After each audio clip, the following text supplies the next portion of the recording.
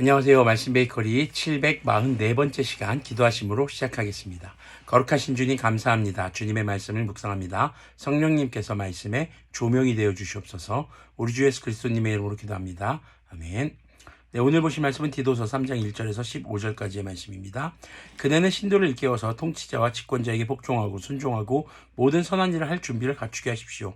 또 아무도 비방하지 말고 싸우지 말고 관용하게 하여 언제나 모든 사람에게 온유하게 대하게 하십시오.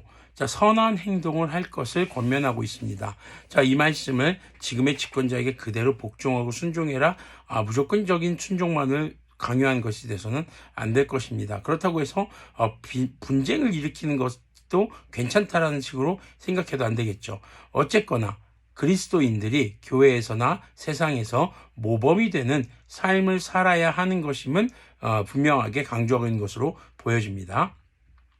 우리도 전에는 어리석고 순종하지 아니하고 미혹을 당하고 온갖 정욕과 향락에 종노릇하고 악의와 시기심을 가지고 살고 남에게 미움을 받고 서로 미워하면서 살았습니다. 바로 예수님을 믿기 이전의 삶의 모습이 이랬다라는 겁니다. 그런데 지금 디도서를 보면은 계속해서 크레타 지역 사람들에게 디도를 통해서 인격적인 성숙을 가르치고 있습니다.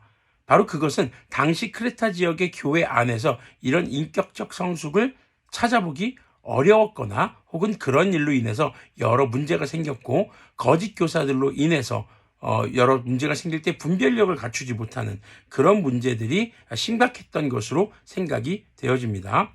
자, 지금 그래서 이렇게 바울의 제자된 사람들도 그리스도인들도 과거에는 이런 죄의 모습으로 살아갔다라는 것입니다.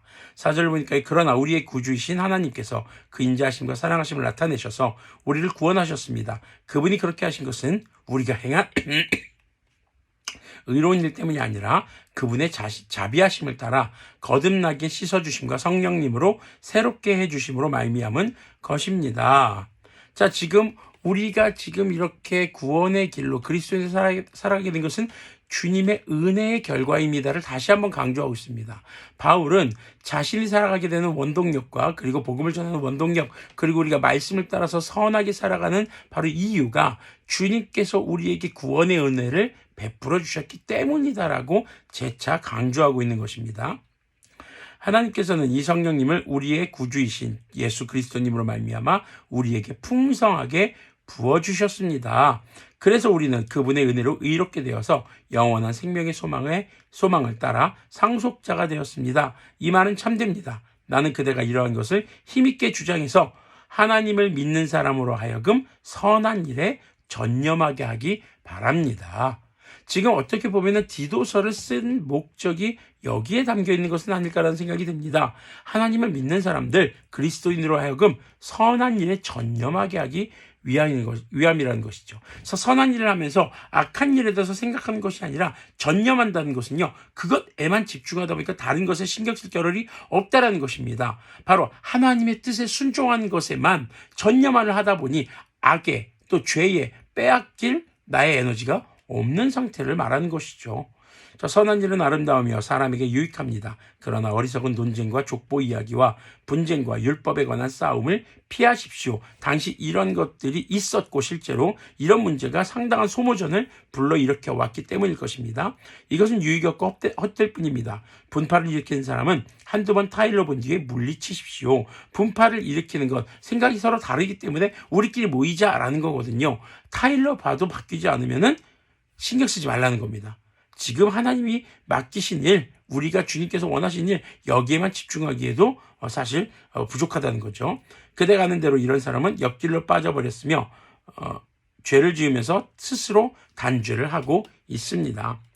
자, 그리고 이제 바울의 마지막 인사가 나타나게 됩니다. 내가 아데마나 두기고를 그대에게 보내거든 속히 리고볼리로 나를 찾아오십시오. 나는 거기에서 겨울을 지내기로 작정하였습니다. 서둘러 주선하여 율법교사인 세나와 아볼로를 떠나보내주고 그들에게 조금도 부족한 것이 없게 해주십시오. 우리의 교우들도 절실히 필요한 것을 마련해 줄 수 있도록 좋은 일을 하는 데 전념하는 것을 배워야 합니다. 그래야 그들은 열매 맺지 못하는 사람이 되지 않을 것입니다.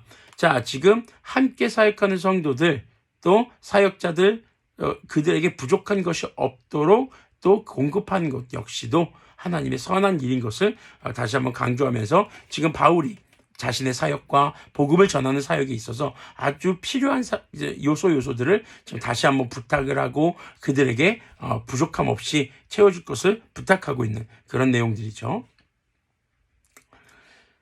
자, 15절 보면 나와 함께 있는 모든 사람이 그대에게 문안합니다. 믿음 안에서 우리를 사랑하는 사람에게 문안하십시오. 은혜가 여러분 모두에게 있기를 빕니다.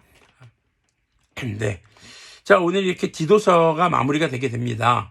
자, 디도서는요, 당시 크레타 지역에 있는 교회 성도들, 그리고 그들을 지도하고 있는 디도에게 보내는 편지입니다. 그런데 이 내용을 보다 보니까 단순히 당시 1세기 시대를 살아갔던 크레타 지역의 성도들만의 문제는 아닌 듯해 보입니다. 오늘날 한국교회, 우리가 지금 살아가고 있는 현 시대의 그리스도인들의 문제와도 참 유사하지 않을까라는 생각을 해봅니다.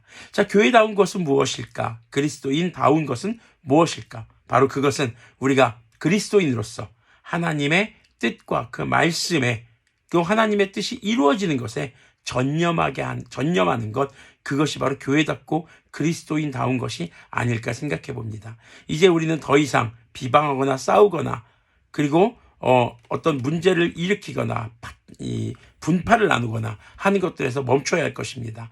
주님의 말씀을 읽고 듣고 배우고 그것을 또 지켜 행하기에 힘쓰며 하나님의 말씀을 기준으로 선과 악을 분별해야 할 것입니다.